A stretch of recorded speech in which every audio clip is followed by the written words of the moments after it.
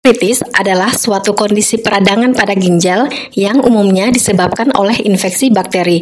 Infeksi ini bisa menyerang salah satu atau kedua ginjal dan seringkali bermula dari saluran kemih bagian bawah seperti kandung kemih atau uretra yang kemudian menyebar ke atas melalui ureter hingga mencapai pelvis renal, bagian ginjal tempat urin dikumpulkan sebelum mengalir ke kandung kemih. Begitu bakteri mencapai pelvis renal, infeksi dapat meluas ke parenkim ginjal, yaitu jaringan fungsional utama ginjal yang terdiri dari nefron penghasil urin. Gejala utama pyelonefritis akut adalah demam. Hal ini menandakan respon tubuh terhadap infeksi bakteri. Penderita juga biasanya merasakan nyeri di daerah pinggang atau punggung bawah di sisi ginjal yang terinfeksi.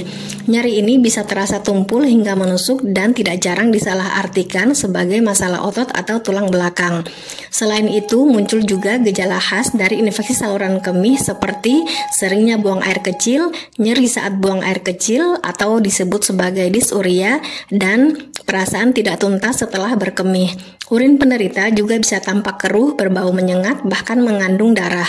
Beberapa penderita juga mengalami mual, muntah, dan lemas yang menandakan tubuh sedang melawan infeksi berat.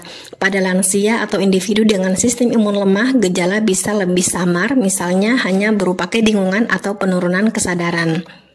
Pada kasus pyelonefritis akut ringan hingga sedang, pengobatan bisa dilakukan secara rawat jalan dengan antibiotik yang bisa langsung diminum, contohnya seperti ciprofloxacin, levofloxacin, atau trimiptorprim sulfamethoxazole.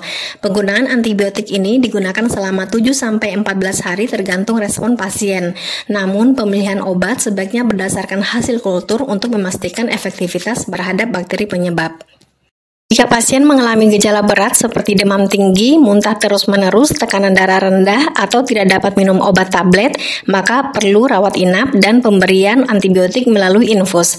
Antibiotik intravena yang umum digunakan antara lain ceftriaxone, cefotaxime, atau aminoglikosida.